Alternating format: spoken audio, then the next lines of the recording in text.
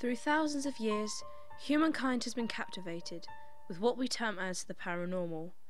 Whether it be apparitions of spirits or latent psychic abilities, many people choose to believe that there is something beyond the normality of our everyday lives. For many of us, any thoughts of the paranormal are fleeting and perhaps only musings.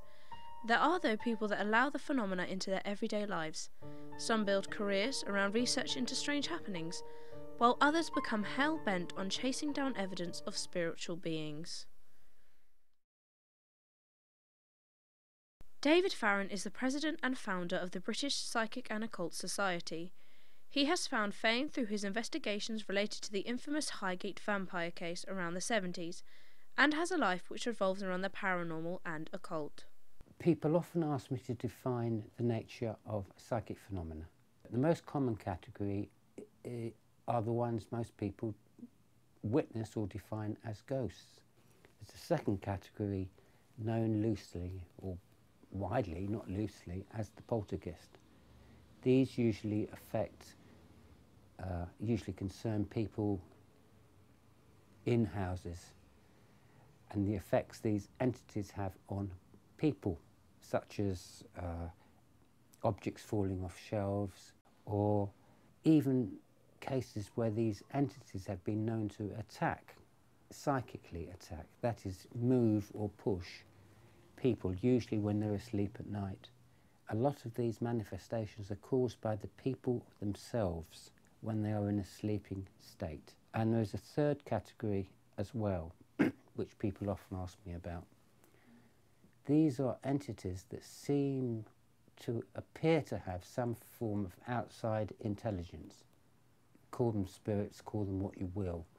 They try to communicate with their human counterparts. They can't rest before they disclose the resting place of a loved one, or someone that's been murdered, or something that's been buried, or something that's been hidden. That is the third category, but they are really in the smallest percentage. At the University of Northampton, a rather different approach is taken. Parapsychology can be part of the curriculum, and there to teach it are psychology lecturers Chris Rowe and Cal Cooper. One of parapsychology's interest is in evidence for survival. So we're interested in the various ways that might express itself. So if you visited medium, for example, they might give you information that supposedly comes from a deceased relative. And so that is one of the areas that we're interested in exploring. For a lot of people, it can help the resolution of grief. You've had this communication, this confirmation that people haven't gone.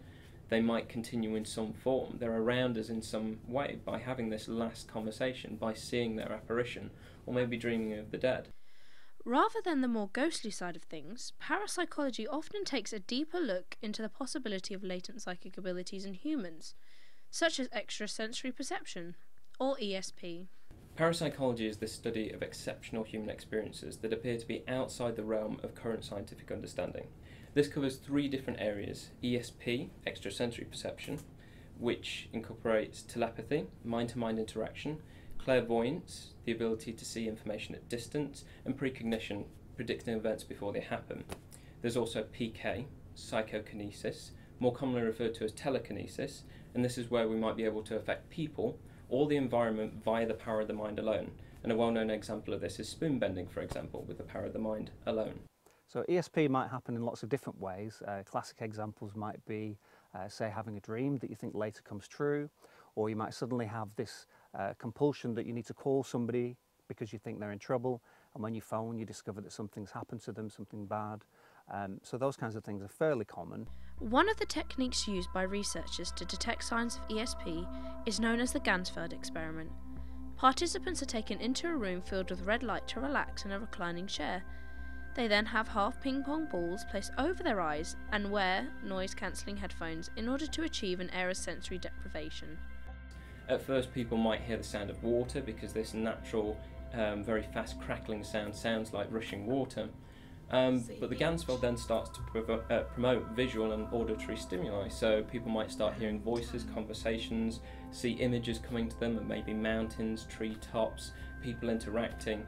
It depends what the target is of whatever they're focusing on. It could be another person in another lab sending them a thought or an image, or they could be remote viewing and trying to explore a distant location. Either way, sometimes the Ganzfeld can produce an incredible amount of information that people can come out with. We tend to work with the idea that's got a long history in parapsychology, with the assumption that psi ability, if there is such a thing, is just normally distributed in the population, that if we just capture a group of people, that group as a whole will tend to do a little bit better than they should do normally. In that respect, I think we think of it as equivalent to running ability. So some people might be able to run faster than others, but all of us can run after a fashion, and studying any of those people will tell us something about the ability. Discovering more about these sensations that people claim to experience is not a new occurrence. In fact, the research into psychic abilities, such as ESP, has been taking place for over 100 years as far as records state. In all likelihood, the fascination with anything psychical has been with us for much longer. Regular people have lots of unusual experiences that they can't quite understand, and I think it's psychology's role to try and explain those experiences as best they can. They happen most of the time when we least expect it. And it doesn't really matter what your belief system is, skeptical, believer, it seems to happen to both sides. In speaking to the general public, many people would rather find out who's going to get knocked out of Strictly Come Dancing on Saturday night or Sunday night than find out whether they've got an afterlife to look forward to. We have this kind of bizarre approach avoidance relationship with these really deep fundamental issues about who we are and what we're doing here. Something that Cal has in common with David is the urge to partake in field research, to get a first-hand look at locations that are rumoured to harbour paranormal activity and form their own opinions on them as observers. I've been involved in the investigation of haunting phenomena for about 7 years or so. I'm still doing it now and then when I can, and various different types of phenomena have been reported in haunted locations: the seeing of apparitions, movement of objects, strange sounds that they can't track down, voices and footsteps. Certainly when we've set up experiments in those locations, we've had unusual things happen, like the movement of certain objects, and people have heard things that they couldn't explain, and we certainly couldn't put a rational explanation to it. When I've been there, I've mainly put rational explanations to it. I've never really been convinced that every location that I've been to is haunted, but certainly there have been a few where objects have moved, and I thought it just can't be possible for that to happen. One reason that many give for the appearance of apparitions is the existence of ley lines. These lines, which allegedly connect various landmarks and monuments, are rumoured to increase the frequency of supernatural phenomena. Ley lines are basically lines of energy that crisscross the Earth's surface, and it's by no coincidence that many cases of unexplained phenomena all over the UK happen to occur on the course of these ley lines.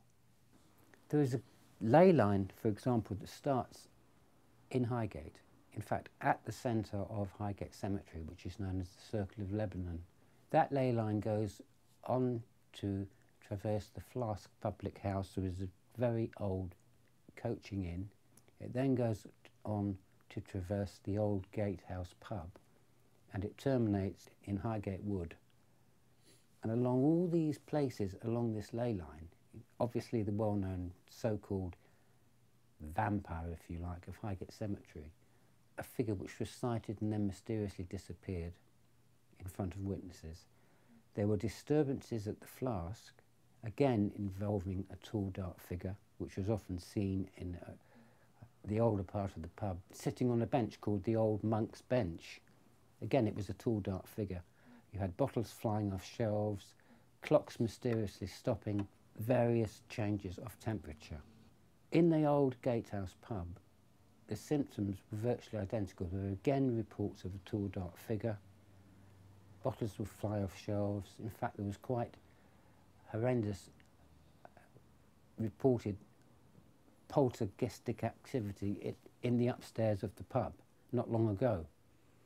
They have some sort of effect on material objects, but most importantly, there was a tall, dark figure seen. While research into the paranormal may be respected by some, others still receive a great deal of ridicule for their beliefs and practices. David in particular received a lot of grief from not only critics or skeptics, but the police as well.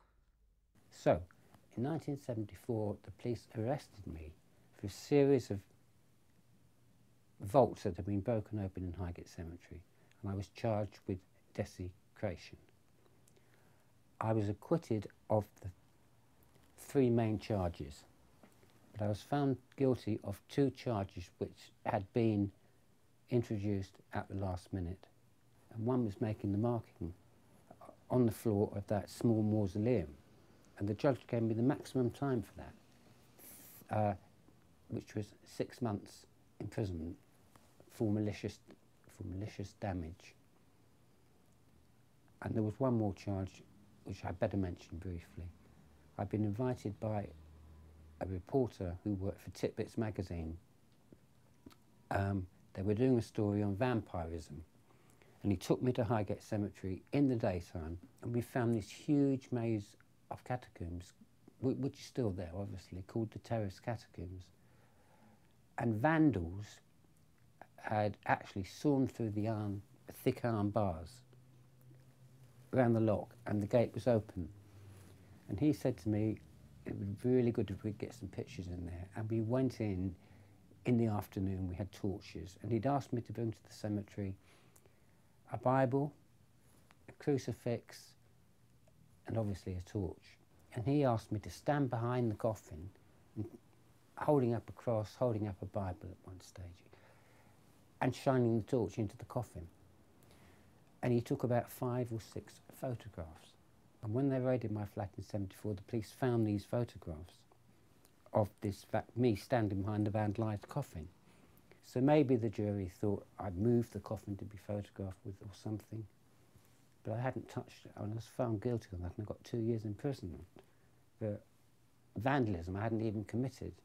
No matter what the opposition may be, people who are so engrossed in learning about the anomalies of life will not be easily deterred. These are the reasons why Chris, Cal, and David still research into the paranormal. People do have spontaneous apparitional experiences. They do visit mediums and psychics. They do read their horoscopes and act on the information that they get. So the onus is on psychology to understand what's going on in those situations and give the best possible advice. There's so many unanswered questions, but the science itself hasn't been around for that long, so we're still just scratching the very surface of the things that are going on. We're not just dealing with looking into cases of ghosts that go around carrying their heads or clanking chains. I mean, I think most people appreciate that is childish nonsense. But we are trying to find the secrets behind life itself.